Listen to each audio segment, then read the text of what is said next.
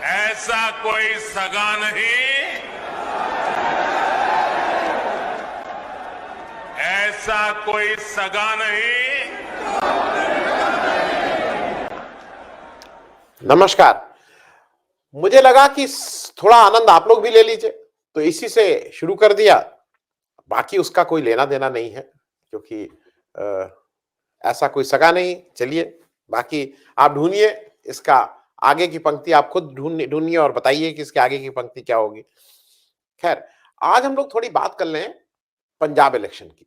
तो इसलिए भी कर लें कि कुछ यूपी का यूपी कुछ ज्यादा ही यूपी हो रहा है। तो एक इम्पोर्टेंट देश का स्टेट, एक प्रदेश है पंजाब, बॉर्डर स्टेट है, पाकिस्तान से सीमा लगती है, उसके बारे में भी बात कर लें। वहां पे भी इलेक्शन हो रहे हैं और इसलिए इंपॉर्टेंट है कांग्रेस की दृष्टि से। वो कांग्रेस का बहुत इंपॉर्टेंट, कांग्रेस वहां रूल कर रही है। जो देश के चंद स्टेट हैं जहां पे कांग्रेस की सरकार है, उसमें से एक पंजाब भी है। और पंजाब में उसकी बहुत कंफर्टेबल मेजोरिटी थी, जहां पे बीजेपी कुछ विशेष नहीं कर पाई थी, क्योंकि बीजेपी के पास ही 3 एमएलए थे। और उसका एक बड़ा कारण यह है कि पंजाब में मुसलमानों की आबादी 2% से कम है। तो मानी हुई बात है कि यहाँ पे बीजेपी का वो जो गेम ऑफ हिंदू मुस्लिम नहीं बहुत चल सकता है। तो इसलिए बीजेपी का वहां कोई बहुत ऐसा कोई प्रभाव नहीं है। अभी एक चंडीगढ़ म्युनिसिपल कॉर्पोरेशन के इलेक्शन हुए, मैं उस पर आऊंगा, लेकिन उससे पहले मैं आप लोगों से एक आग्रह कर लूं, चैनल को आप लोग थोड़ा सब्सक्राइब करिए। सब इसके अलावा चैनल की मेंबरशिप ले लें। मेंबरशिप के 3 ऑप्शंस हैं, उसमें से जो आपको सूट करे वो करें। और अगर आप हर महीने का कमिटमेंट नहीं करना चाह रहे हैं, तो वन टाइम हमारी आर्थिक मदद करिए। उसके डिटेल्स नीचे डिस्क्रिप्शन में दिए गए हैं। उस तरह से आप डायरेक्ट पैसा भी दी पब्लिक इंडिया के अकाउंट में भेज सकते हैं। अब पंजाब इलेक्शन की बात थोड़ा आपको सिलसिलेवार समझा दूं। पंजाब 84 के बाद एक खराब दौर से गुजरा। उसने बहुत कुछ सहा। 97 से आप कह सकते हैं कि पंजाब ने एक स्थिरता आई। 97 में कांग्रेस की सरकार, कांग्रेस ऑपोजिशन में बैठी, अकाली दल की सरकार बनी, प्रकाश सिंह बादल साहब उसके चीफ मिनिस्टर हुए। उसके बाद 2002 में कांग्रेस की सरकार बनी और कैप्टन अमरिंदर सिंह फिर उसके चीफ मिनिस्टर बने। फिर 2007 और 2012 में अकाली दल की सरकार बनी और प्रकाश सिंह बादल साहब उसके चीफ मिनिस्टर बने। 2017 में कांग्रेस कैप्टन अमरिंदर सिंह के नेतृत्व में जीती। उस समय एक बड़ा काम उन्होंने किया था और प्रशांत किशोर की उन्होंने सेवाएं भी ली थी। प्रशांत किशोर, ऐसा कहा गया कि प्रशांत किशोर ने की वजह से ही ये इलेक्शन जीता गया। वो तो खैर, कुछ लोग ये भी कहते हैं कि जहां इलेक्शन जीतने की संभावना होती है वही ठेका प्रशांत जी लेते हैं। अब इस समय इलेक्शन के समय अमरिंदर सिंह साहब का ये सब आपको पता ही है, कैसे कांग्रेस से उनको बाहर जाना पड़ा, क्योंकि उनकी और सिद्धू की नहीं बन रही थी। उन्होंने एक अपनी पार्टी बना ली। अपनी पार्टी बना के वो बीजेपी के साथ उन्होंने गठबंधन कर लिया और वो बीजेपी के साथ अगला विधानसभा इलेक्शन लड़ रहे हैं। इस समय जो 3 मेन लोग हैं जो चीफ मिनिस्टर कैंडिडेट हैं, उसमें अकाली के सिंह हैं, वो 92 के हो, 94 सीनियर मोस्ट स्टेट्समैन, देश के नेता। उनके लड़के सुखविंदर सिंह साहब अब एक तरह से शायद प्रोजेक्ट किए जा रहे हैं एज चीफ मिनिस्टर कैंडिडेट। दूसरे अमरिंदर सिंह साहब जो हैं, वो बीजेपी अमरिंदर सिंह साहब का जो गठबंधन हुआ उसकी बात है। अमरिंदर सिंह साहब भी 79 वर्ष के हैं, 9 इयर्स। और तीसरा जो कांग्रेस है, उसमें चन्नी जी 58 इयर्स। तो चन्नी जी प्रोजेक्ट किए जा रहे हैं। हालांकि कुछ जो विपक्ष, दूसरी विरोधी पार्टियां, वो कह रहे हैं नहीं, चन्नी जी का कोई क्लैरिटी नहीं कि इन्हीं को बनाया जाएगा। वो लोग अलग अलग अपनी बातें कर रहे हैं। आम आदमी पार्टी ने अभी तक किसी को अपना चीफ मिनिस्टर कैंडिडेट डिक्लेयर नहीं किया है। वहां पे 2 चीजें हैं। एक तो जो पोल्स में जो इस तरह के प्री पोल सर्वे होते हैं, उसमें अरविंद केजरीवाल जी को एज चीफ मिनिस्टर रख के कुछ सर्वे हो रहे हैं। अब ये इंपॉर्टेंट वाली बात है कि क्या केजरीवाल जी अपने को प्रोजेक्ट करेंगे, क्या वो कहेंगे कि मैं दिल्ली छोड़ के पंजाब के चीफ मिनिस्टर बनूंगा, क्योंकि उनकी वैसे होम स्टेट हरियाणा है, इत्यादि इत्यादि। हालांकि केजरीवाल जी की तरफ से एक स्टेटमेंट आया है कि कुछ दिनों में वो चीफ मिनिस्टर के नाम को लेके एक बड़ा धमाका करने वाले हैं। तो लोगों की अटकलें तेज है कि कौन से टूट के आएगा, कांग्रेस से कोई आएगा, कहां से आएगा, इस तरह की बातें हैं। भगवंत सिंह मान की जो एक समस्या है, उनके पीने वाली समस्या, वो कई बार लोकसभा में भी दिखी है। इधर एक दो दिन पहले वो स्टेज पे भी साफ साफ दिखी। तो वो उनको कहीं से चीफ मिनिस्टर कैंडिडेट का फेस बनने से रोकती है। 2017 में, अच्छा, पंजाब में कुल 117 सीट हैं, 59, 59 सीट पे मेजॉरिटी जो इसकी आती है वो सरकार बनाता है। 2017 के इलेक्शन में कांग्रेस की 77 सीट आई थी, जो पिछले चुनाव में उसकी 46 सीट्स थी, उसमें 31 सीट का इजाफा हुआ था। कांग्रेस के बारे में एक और इंटरेस्टिंग बात आपको बता दें 2017 इलेक्शन की। कांग्रेस 117 सीट सब पे लड़ी थी। कांग्रेस को 2012 इलेक्शन में 40.11% वोट मिले थे, 40.11%। और कांग्रेस को 2017 में 38.64% वोट मिले। वोट परसेंटेज हुआ कम, करीब 1.5%, और 1.5%, और सीटें 46 से 77, 31 सीटें बढ़ गई। इसका मुख्य कारण यह था कि वोट का बंटवारा हुआ। वोट 3 हिस्सों में बंट गया। पहले सीधे सीधे कांग्रेस वर्सेस अकाली दल होता था, अब कांग्रेस वर्सेस अकाली दल वर्सेस आम आदमी पार्टी हो गया। आम आदमी पार्टी ने पहली बार शिरकत की थी 2017 इलेक्शन में। शिरोमणि अकाली दल, जो अभी तक सरकार बनाया हुआ था और जो जो सरकार से जिसकी सरकार गई इस इलेक्शन में, उसने बीजेपी के साथ मिलकर इलेक्शन लड़ा था। 94 में से 94 सीट लड़ी थी, बाकी जो 23 सीट थी वो बीजेपी उसके सहयोगी दल के रूप में लड़ा था। 94 में 15 सीट जीता था। 15 सीट जीतना, उसकी इलेक्शन से पहले जब सरकार थी तो 56 सीट से वो 15 सीट पे आया था। 41 सीटों का उसको नुकसान हुआ था, और उसके वोट परसेंटेज घटे थे करीब 9%। उसको 2012 के इलेक्शन में 34.6% वोट मिले थे, 2017 के इलेक्शन में 25.2% वोट। 9.4% वोट घटने से उसकी 41 सीटों का नुकसान हुआ था। वोट कांग्रेस के भी घटे, लेकिन उसको सीट का फायदा हुआ। 41, उसको 31 सीट्स मिली, एक्स्ट्रा बढ़ी। यहां इनकी 41 सीट कम हो गई थी। अब आम आदमी पार्टी को 23.7% वोट मिले। तो ये जीरो था, उससे पहले इलेक्शन नहीं लड़ा था, तो सारे वोट उनके प्लस माने गए। उन्होंने 112 सीट खुद लड़ी थी, और 7 सीटों पे कुछ एक इंसाफ पार्टी थी, उसको उन्होंने 7 सीटें उसके सहयोग में लड़ी थी। 20 ये जीती, 2 इंसाफ पार्टी जीती।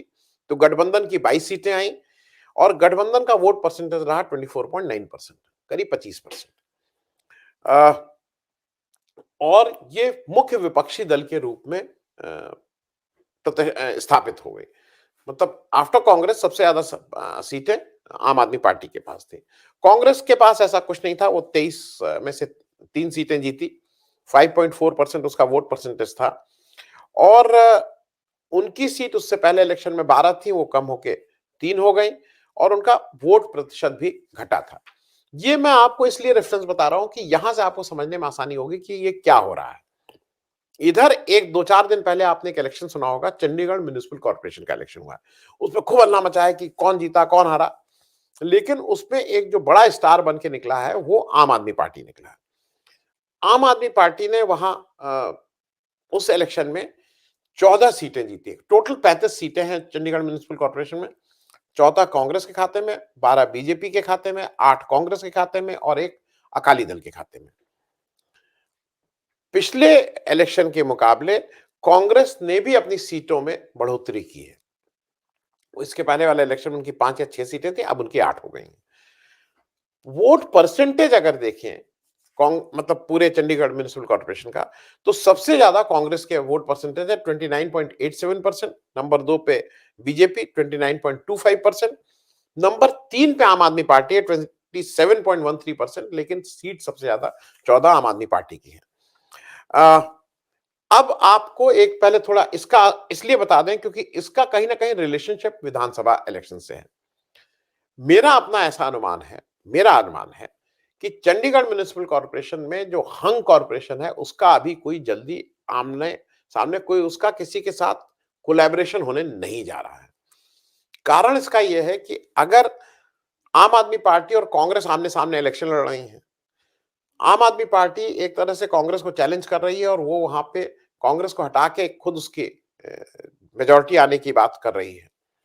तो अब अगर आम आदमी पार्टी कांग्रेस के साथ मिलकर सरकार बनाती है तो वो उसकी कहीं पोजीशनिंग में दिक्कत होगी। बीजेपी रूल्ड आउट है दोनों पार्टीज के लिए। ना कांग्रेस बीजेपी के साथ सरकार बना सकती है ना आम आदमी पार्टी, क्योंकि अगर आम आदमी पार्टी ने बीजेपी के साथ गई तो वो तुरंत उसकी वोट पे फर्क पड़ेगा। तो मेरा अपना अनुमान यह है कि इसी कारण से अभी चंडीगढ़ म्युनिसिपल कॉर्पोरेशन में कोई जल्दी कोई नया रूलिंग वो नहीं आने वाला है। एक चीज मैं एक इंटरेस्टिंग चीज है वो आपको इसलिए शेयर कर लूं कि चंडीगढ़ म्युनिसिपल कॉर्पोरेशन में कांग्रेस जितने अपनी सीटें टेक्निकली बढ़ाई हैं और जो सबसे लार्जेस्ट वोट परसेंटेज रहा है, उसने 40% महिला उम्मीदवार उतारे थे चंडीगढ़ म्युनिसिपल कॉर्पोरेशन में। 40 जैसा यूपी में 40% की एक नारा लगा है ना कि 40% कांग्रेस महिलाओं को टिकट देगी, वो उन्होंने चंडीगढ़ म्युनिसिपल कॉर्पोरेशन में 40% महिलाओं को वोट को टिकट दिए थे।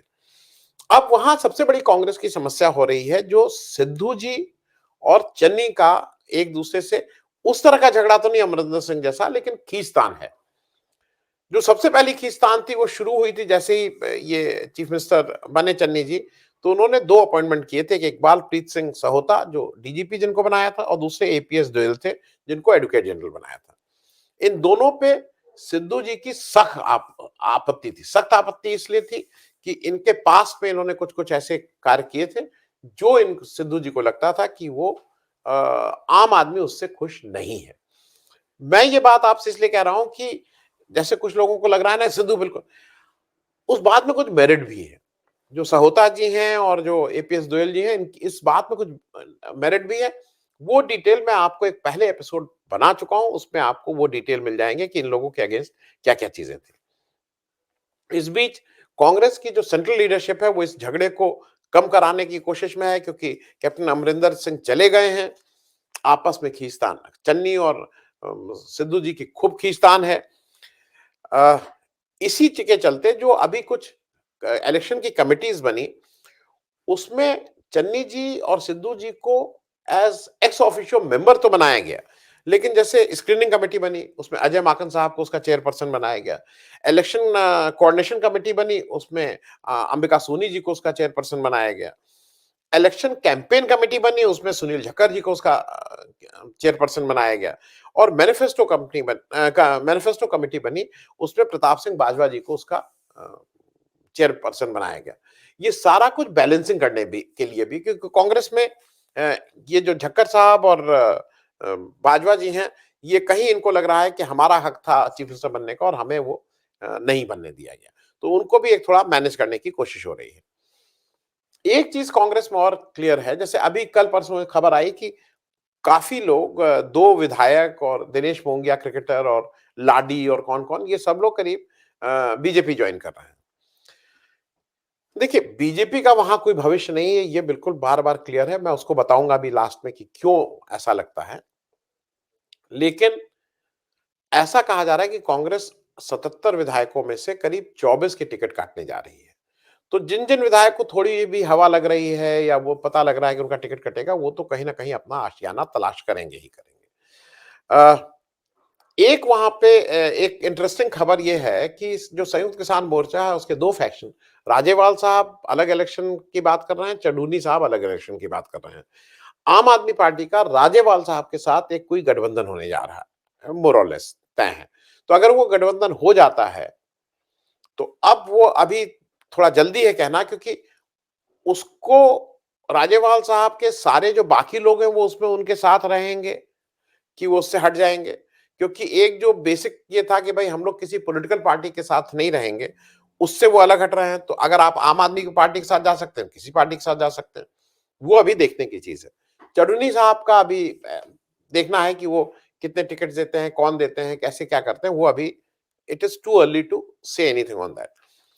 एक वहां थोड़ा सा एक इश्यू और है जो बीजेपी जिसको काफी हवा देने की कोशिश कर रही है, वो हिंदू मुस्लिम तो हो नहीं पा रहा है, तो सिख हिंदू की एक बात बार बार वहां किसी तरह से इसको हवा दी जा रही है, क्योंकि बीजेपी अपने को पोजीशन ये कर रही है कि भाई हिंदुओं के खैर खा हम ही हैं, और सिख का जो वो नए नए वो ला रही कि ये जो किसान आंदोलन था उसमें सिखों ने कैसे क्या किया और हिंदू इत्यादि इत्यादि। लेकिन अगर ये मामला मान लीजिए बिल्कुल ठीक से इसको उभारने में भाजपा कामयाब हो जाती है, तो जरूरी नहीं है कि इसका फायदा भाजपा को मिले, लेकिन मुझे ऐसा लगता है इसका फायदा आम आदमी पार्टी को मिल सकता है, क्योंकि जो कांग्रेस से लड़ता हुआ दिखेगा, अगर इस तरह की भावनाओं पे कोई वोट दे रहा है तो वो उसके साथ चला जाएगा। शिरोमणि अकाली दल तो रेस में नहीं है, और उसका एक बड़ा कारण यह है रेस में नहीं होने का कि वो जो भाजपा के साथ इतने साल एनडीए में रही है, तो लोग उसको भूले नहीं है, और वो उसकी पोजीशनिंग कहीं ना कहीं उनके साथ ही हो रही है। दूसरा यह है कि प्रकाश सिंह बादल साहब जो सबसे रिस्पेक्टेड लीडर हैं, वो अब उनकी 94 साल आयु हो जाने के कारण वो वाली बात नहीं रह गई है। अब मैं चारों पार्टी का जल्दी से आपको बता दूं। आम आदमी पार्टी का बेसिक इशू लीडरशिप इशू है, उसको सेटल करना है। कांग्रेस का जो जो सबसे बड़ा ट्रम्प कार्ड था, दलित कार्ड, वो कितने ठीक से खेल पाएगी, चन्नी जी को कितना वो स्पेस देगी, वो कांग्रेस के नेतृत्व को तय करना है। शिरोमणि अकाली दल को बीजेपी का साथ देने की सजा मिल रही है, और बीजेपी का वहां कोई जोर नहीं है, ना स्टेक है। ये एक ही बात से बिल्कुल क्लियर हो जा रहा है कि जो हमारा इलेक्शन में जिसको सबसे ज्यादा आनंद आता है, जो इलेक्शन आया तो जैसे बिल्कुल खून गर्म हो जाता है, यहां वहां दौड़ना धूपना शुरू हो जाता है, तो उसमें ना मोदी जी ना अमित शाह का इस समय अभी तक पंजाब में कोई इंटरेस्ट नहीं है। रोज हर दूसरे दिन यूपी आ रहे हैं, यूपी में ही रह रहे हैं, 7 दिन लगातार रह रहे हैं, 6 मीटिंग रोज कर रहे हैं, सुबह शाम कर रहे हैं, लेकिन पंजाब में कोई इंटरेस्ट नहीं है। जो मेरे हिसाब से एक बड़ा प्रूफ है इस बात का कि बीजेपी ने यह मान ही लिया है कि वहां अपना कुछ होने वाला नहीं है। चलते चलते अंत में इस बात से कर दूं, आज की तारीख में मेरे हिसाब से एडवांटेज कांग्रेस, आम आदमी पार्टी को लोग जितना भी कहें वो आगे हैं, एडवांटेज कांग्रेस, क्योंकि 38-39% वोट से कांग्रेस अगर 15% नीचे खिसकेगी तब किसी दूसरी पार्टी की कोई संभावना बनती है। लेकिन अगर वो स्लिप को 5-7% पे अरेस्ट कर लेती है तो इतनी बुरी हालत कांग्रेस की नहीं होगी, जैसा जो भी वहां का मीडिया या जो भी इस तरह के लोग कह रहे हैं। अगर वो 5-7% की का वोट ड्रॉप होता है तब भी वो एक ले दे के एंड ऑफ द डे वो अपनी सरकार बना लेगी। तो अभी तो समय बाकी है, आने वाले समय में एक बार फिर पंजाब की जो स्थिति होगी उस पर आपसे बातचीत हो जाएगी। जरा सीएम कैंडिडेट डिक्लेयर हो जाए, संयुक्त किसान मोर्चा का स्टैंड क्लियर हो जाए, उसके बाद इस पर फिर चर्चा करेंगे। बहुत बहुत धन्यवाद। अगर आपको दी पब्लिक के कार्यक्रम पसंद आते हैं तो इन्हें लाइक करें। अगर आप इस वीडियो को YouTube पर देख रहे हैं तो चैनल को सब्सक्राइब करें, और अगर आप इसे Facebook पर देख रहे हैं तो दी पब्लिक के पेज को लाइक करें। अगर आप चाहते हैं कि हम निष्पक्ष पत्रकारिता को जारी रखते हुए आपसे जुड़े मुद्दों पर सवाल उठाते रहें तो हमें सहयोग करें। आपका छोटा से छोटा सहयोग भी इस मुहिम को जारी रखने में हमें ताकत देगा। डोनेट करने के लिए डिटेल्स जो हैं वो डिस्क्रिप्शन बॉक्स में दी गई हैं। धन्यवाद।